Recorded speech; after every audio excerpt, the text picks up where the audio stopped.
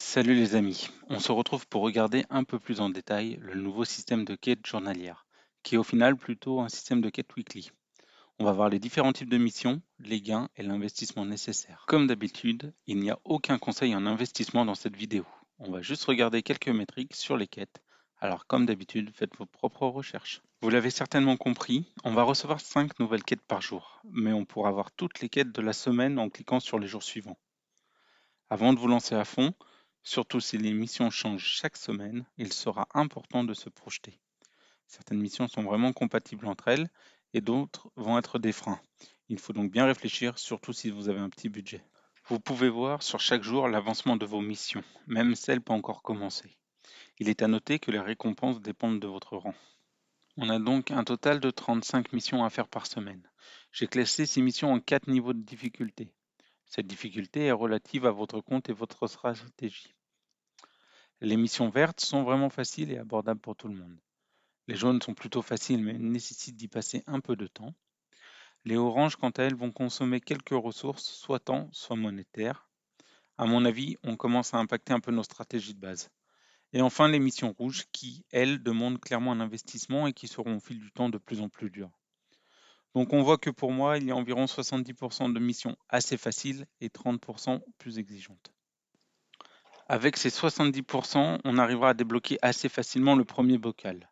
Les deux autres sont plus complexes. Le but de ces quêtes journalières n'est pas la petite récompense de fin de mission, mais bien l'obtention des 3 bocaux, et surtout le dernier. Le gain pour Walken est évidemment une implication quotidienne, ainsi qu'une consommation de Walken, de baies et de gemmes, en revalisant certains pans de leur application qui ne sont actuellement pas forcément beaucoup utilisés.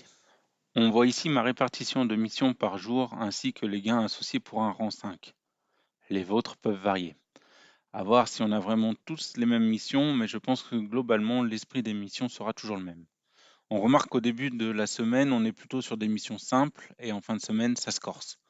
On a donc des missions qui vont bien se marier entre elles, typiquement les missions d'évolution de Cat, celles de consommation de gemmes ou de Walken.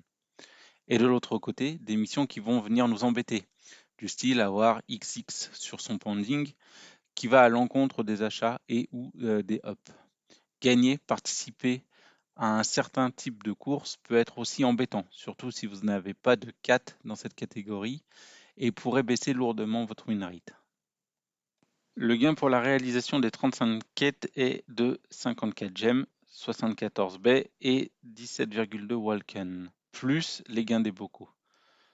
Pour gagner ça, il vous faudra dépenser minimum 590 gemmes, 180 baies et 975 walken. Ces gains ne sont clairement pas gratuits, il faut investir pour les obtenir. Et le risque que ce coût augmente au fil du temps est important. Par exemple, les missions de hub de 4 à la longue vont user votre capital de 4 de bas niveau et aussi vos gemmes. À vous de voir si le coût vaut le gain. Il faudra peut-être vous concentrer sur une semaine bien spécifique pour faire toutes vos ups et ainsi optimiser vos gains sur les quêtes. Gardez votre stratégie de ROI ou post-ROI en tête. Ces quêtes ont pour but de vous faire brûler des tokens et de maintenir un certain niveau d'investissement dans l'application. Pour finaliser, le concept, à mon avis, est intéressant, mais ne nécessite clairement pas un effort de chaque semaine. Voilà, si la vidéo vous a plu, on s'abonne et on like. Merci.